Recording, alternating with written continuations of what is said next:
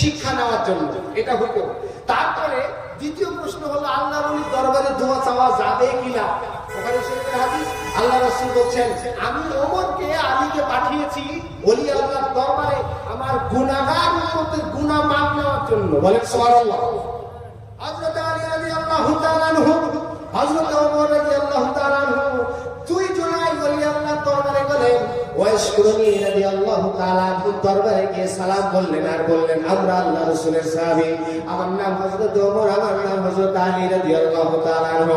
দুই জনাই পরিচয় দেওয়ার পর তারপরে বললেন, আল্লাহ রাসূল সাল্লাল্লাহু আলাইহি সাল্লাম নূরের জুব্বা মোবারক আপনাকে ভালোবেসে হাদিয়া করেছেন, উপহার দিয়েছেন, আপনি এটা গ্রহণ করুন। আর আল্লাহ রাসূল তিনি একটা দাবি করেছেন, তা হলো আপনি এই উপহারটা গ্রহণ করে আমার গুনাহগার উম্মতের জন্য গুনাহ মাফের দোয়া করুন। বলেন সুবহানাল্লাহ। তাহলে বোঝা গেল যে আল্লাহর ওলির দরবারে গিয়ে শুধু শিক্ষা না, আল্লাহর ওলির দরবারে দোয়া গুনাহ মাফ চাওয়ার জন্য যাওয়া সুন্নাতে সাহাবী। বলেন সুবহানাল্লাহ। আল্লাহু আকবার। তাহলে বোঝা গেল যে আল্লাহর ওলির দরবারে শুধু শিক্ষা নিতে যাওয়া চলবে না, আপনি শিক্ষা নিতেও যাবেন, তাদের কাছ থেকে নেক দুয়ার জন্য যাবেন। এটা হলো সাহাবীদের সুন্নাত, আল্লাহ রাসূলের হুকুম, আল্লাহর হুকুম, নবীর সুন্নাত। বলেন সুবহানাল্লাহ। এবার আল্লাহর নবীর দরবারে গেলেন, আল্লাহর ওলির দরবারে গেলেন, গুনাহ মাফ চেয়ে নেবেন। হযরতে ওয়াশকুরনি রাদিয়াল্লাহু তাআলা আনহু আল্লাহ রাসূলের জুব্বার ওসিলায় গুনাহ মাফ চাইতে শুরু করেছেন। বলেন সুবহানাল্লাহ। গুনাহ মাফ চাইতে চাইতে চাইতে চাইতে 3 ভাগ গুনাহগার উম্মতের 2 ভাগ গুনাহ আল্লাহ মাফ করে নিলেন। বলেন সুবহানাল্লাহ। 2 ভাগ গুনাহ যখন মাফ হয়ে গেল, তখন পিছন থেকে তারা আওয়াজ করলো দেরি হয়ে যাওয়ার কারণে। তখন তার যে আল্লাহর সঙ্গে কথোপকথন, আল্লাহর সঙ্গে যে মহব্বত, আল্লাহর সহবতে আল্লাহর রেজামন্দি হাসিল করার যে ধ্যান, এই ধ্যানটা নষ্ট হয়ে গেল। তখন তিনি একটু আফসোস করলেন আর বললেন, আরেকটু যদি আপনারা অপেক্ষা করতেন তাহলে আমি পুরো উম্মতের গুনাহ মাফ করে দিতাম। বলেন সুবহানাল্লাহ। হযরতে ওয়াশকুরনি রাদিয়াল্লাহু তাআলা আনহু 3 ভাগ উম্মতের 2 ভাগ গুনাহ মাফ করে দিয়েছে। কয় ভাগ? 2 ভাগ। লক্ষ্য করুন, আমরা আমাদের জীবনে একটা কথা শিখেছি, সেটা হলো কিয়ামতের দিন 73টা কাতার। এই কথাটা বলি না আমরা? হ্যাঁ, একটু বলেন না কথা। এই কথাটা শুনেছেন কিনা? কিয়ামতের দিন কয়টা কাতার হবে? 73টা কাতার। আসলে কাতার 73টা হবে, 73টা ফেরকা হবে, ফেরকা। 73টা মত। আল্লাহ রাসূল সাল্লাল্লাহু আলাইহি সাল্লাম ও আল্লাহর কথা অনুযায়ী 73টা মত হবে, কিন্তু মনোনীত মত হবে একটা। সুবহানাল্লাহ। মনোনীত মত হবে কয়টা? একটা। আল্লাহ রাসূল বলছেন ওটা হচ্ছে আহলুস সুন্নাহ ওয়াল জামাত। 73টা মত তো হবে যারা সবাই দাবি করে আমি মুসলমান, সবাই বলে আমি মুসলিম, সবাই বলে আমি ইমানদার, আমি মুমিন, কিন্তু একটা ফেরকা জান্নাতে যাবে, বাকি সব জাহান্নামে। এখন প্রশ্ন হলো, এইদিকে আমরা শুনেছিলাম 73টা কাতার, কিন্তু আপনি বলছেন হুজুর 73টা ফেরকা, 73টা মত, 73টা ফেরকা মত, এটাই ঠিক।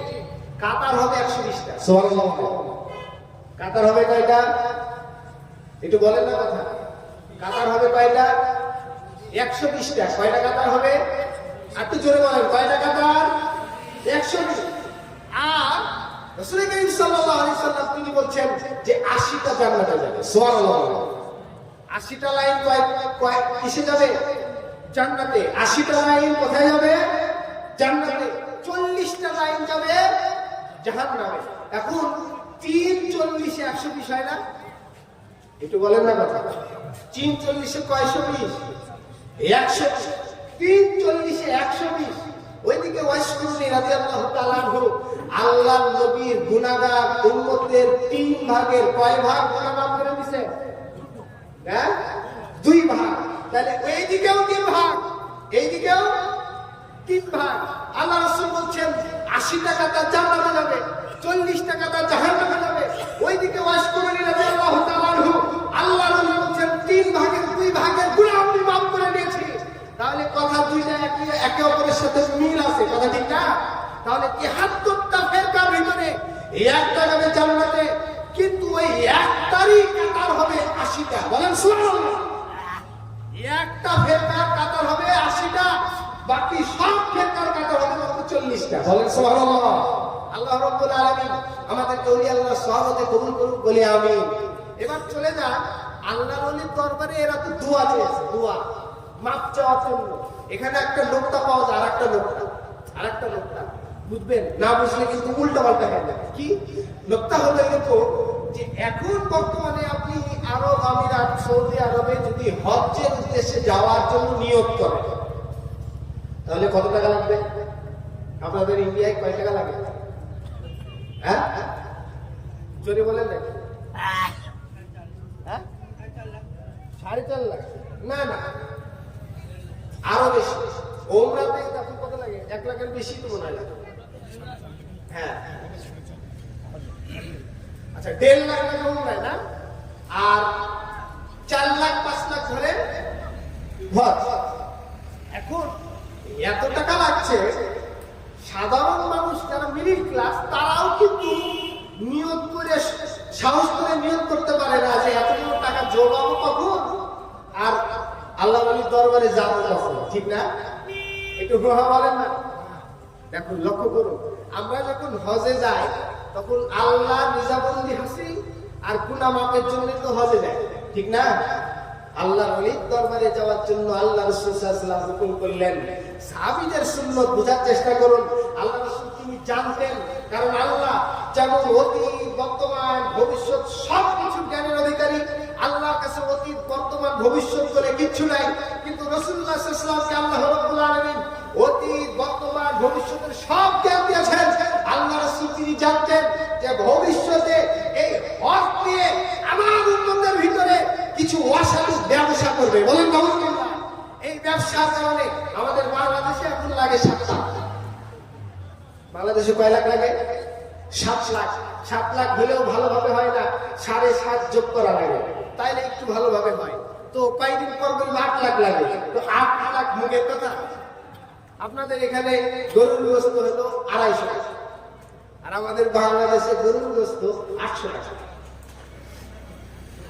আসমান জমির তফাৎ না, ৩ ডবল। তো আল্লাহ রাসূল জানতেন যে সব আল্লাহর ওলির দরবারে, আল্লাহর কাবা ঘরে রাসূল করিম সাল্লাল্লাহু আলাইহি ওয়াসাল্লামের মদিনাতুল মুনাওয়ারায় সবাই যেতে পারবে না। পারবে না। এই জন্য আল্লাহ রাসূল হুকুম করে দিয়েছেন, সাহাবীরা যাও আমার ওলির দরবারে যাও গুনাহ মাফ করার জন্য। বলেন সুবহানাল্লাহ। তো রাসূল করিম সাল্লাল্লাহু আলাইহি ওয়াসাল্লাম তিনি নোকতা দিচ্ছেন, তোমরা যারা আমার গুনাহগার উম্মত, গরীব উম্মত, তোমরা যদি আরব আমিরাতে আল্লাহর ঘর কাবার সামনে যদি যেতে না পারো, ওই হাজর আসওয়াদের চুমু দিয়ে গুনাহ মাফ করে নিতে না পারো, আমার দরবারে এসে সালাম দিতে না পারো, তাহলে ওলি আল্লাহর দরবারে যাও। ওলি আল্লাহ যদি তোমার জন্য দোয়া করে, আল্লাহ দোয়া কবুল করে তোমাকে মাফ করে দিতে পারে। বলেন সুবহানাল্লাহ। আল্লাহর ওলির দরবারে গেলে গুনাহ মাফ হয়। আল্লাহ রাসূল সাল্লাল্লাহু আলাইহি ওয়াসাল্লাম তিনি বলেন, বুখারী শরীফের হাদিস, হযরত আলী রাদিয়াল্লাহু তাআলা আনহু গুনাহ মাফের জন্য ওয়াইস করুনি রাদিয়াল্লাহু তাআলা আনহু দরবারে গেছিলেন। পক্ষান্তরে আল্লাহর ওলির দরবারে শুধু গুনাহ মাফ চাওয়ার জন্য গেলেই হবে না, আরো কিছু হুকুম আছে। আল্লাহ রাব্বুল আলামিন বলেন, ওলি আল্লাহর দরবারে গিয়ে তুমিও যদি দোয়া করো, আমি আল্লাহ রাব্বুল আলামিন ওলির খাতিরে দোয়াটা কবুল করে নিই। বলেন সুবহানাল্লাহ। হযরতে জাকারিয়া আলাইহিস সালাতু ওয়াস সালাম সূরাতুল আলে ইমরানের ভিতরে বলছেন, হযরতে জাকারিয়া আলাইহিস সালাতু ওয়াস সালাম, লক্ষ্য করো, জাকারিয়া হলো আমার নবী। জাকারিয়া আলাইহিস সালাতু ওয়াস সালাম আমার ওলিয়া হযরতে মা মরিয়ম আলাইহিস সালাতু ওয়াস সালামকে লালন পালন করতে লাগলেন। মা মরিয়ম আলাইহিস সালাতু ওয়াস সালামকে আরেকজন নবী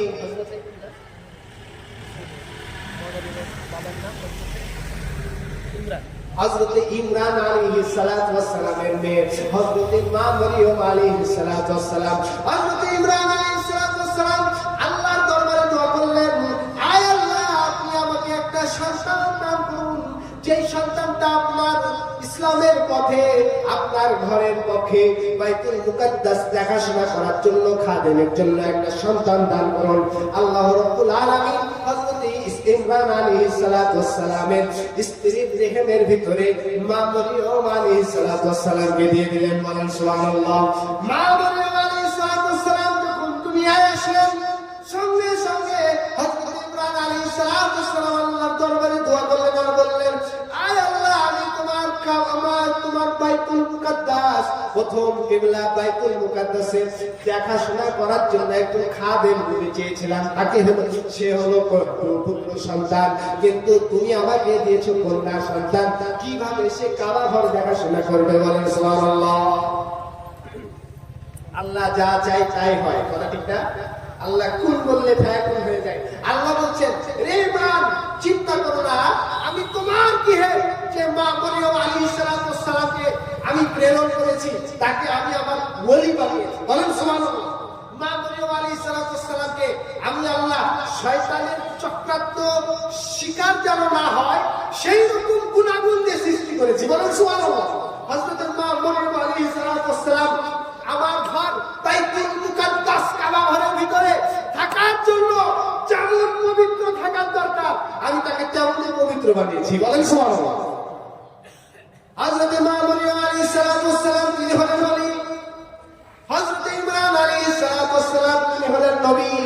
ইমরান আলাইহিস সালাতু ওয়াস সালামের মেয়ে মা মরিয়ম আলাইহিস সালাতু ওয়াস সালাম তিনি হলেন ওলি, আল্লাহর কাছে ওলিয়া, আল্লাহর কাছে ওলিয়া।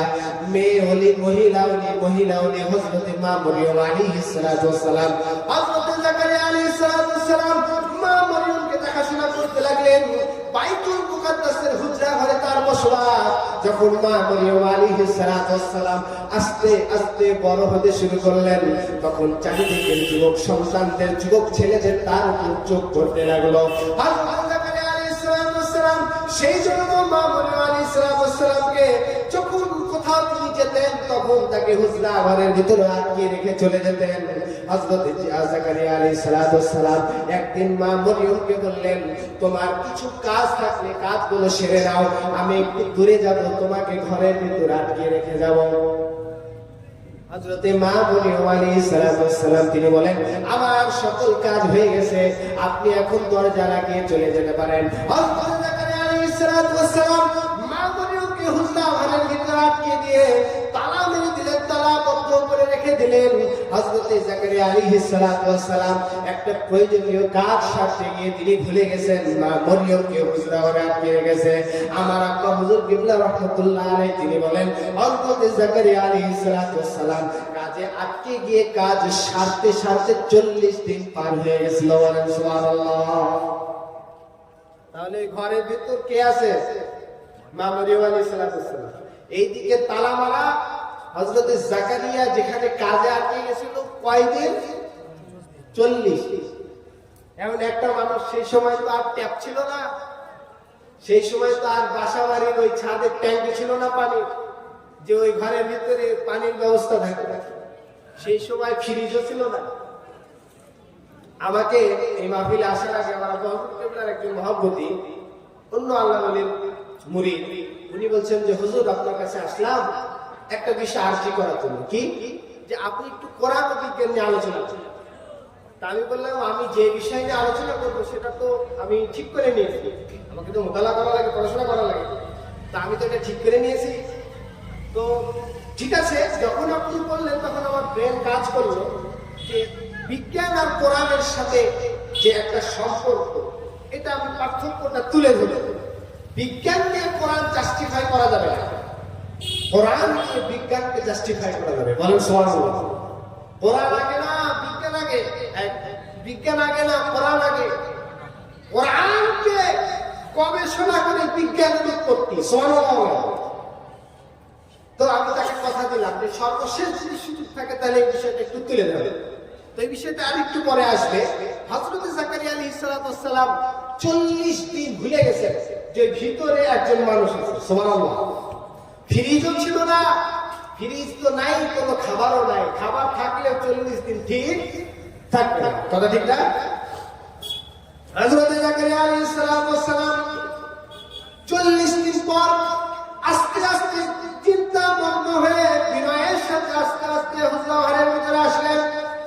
হুজরা ঘরের কাছে এসে তালা খুলে দিলেন।